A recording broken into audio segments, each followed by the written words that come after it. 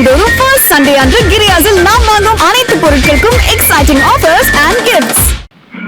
விமான எரிபொருள் விலையை கட்டுக்குள் வைப்பதற்காக விமான எரிபொருள் விலை நிலைப்படுத்தும் நிதிக்கு மத்திய அமைச்சரவை ஒப்புதல் வழங்கியிருக்கிறது.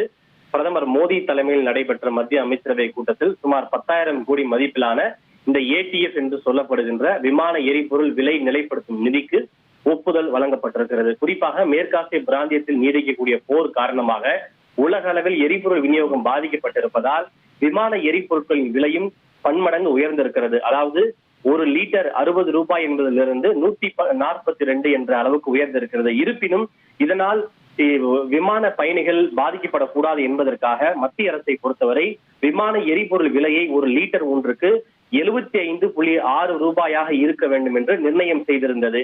இதனால் விமான நிறுவனங்களும் குறைந்த கட்டணத்தில் விமான சேவையை இயக்க முடிந்தது. பொதுமக்களும் விமான எரிபொருள் விலை உயர்வு காரணமாக விமான கட்டணம் உயர்வு ஏற்படாமல் பாதிக்கப்படாமல் பாதுகாக்கப்பட்ட இருந்தாலும் கூட தொடர்ந்து குறைந்த விலையில் இந்த விமான எரிபொருட்களை விற்பனை செய்ததால் எண்ணெய் நிறுவனங்கள் மிகப்பெரிய பாதிப்புக்கு ஆளாகி இருக்கின்றன.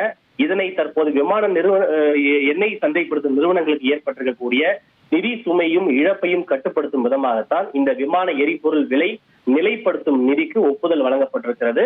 இந்த விமான எரிபொருளை விற்பனை செய்யக்கூடிய எண்ணெய் சந்தைப்படுத்தும் நிறுவனங்களுக்கு இந்த 10,000 கோடி ரூபாய் நிதி என்பது ஒரே ஒரு முறை வட்டியில்லா முன்பணமாக வழங்கப்படுகிறது. இதன் மூலம் எண்ணெய் சந்தைப்படுத்தும் நிறுவனங்களும் விமான எரிபொருள் விலையை உயர்த்த மாட்டார்கள்.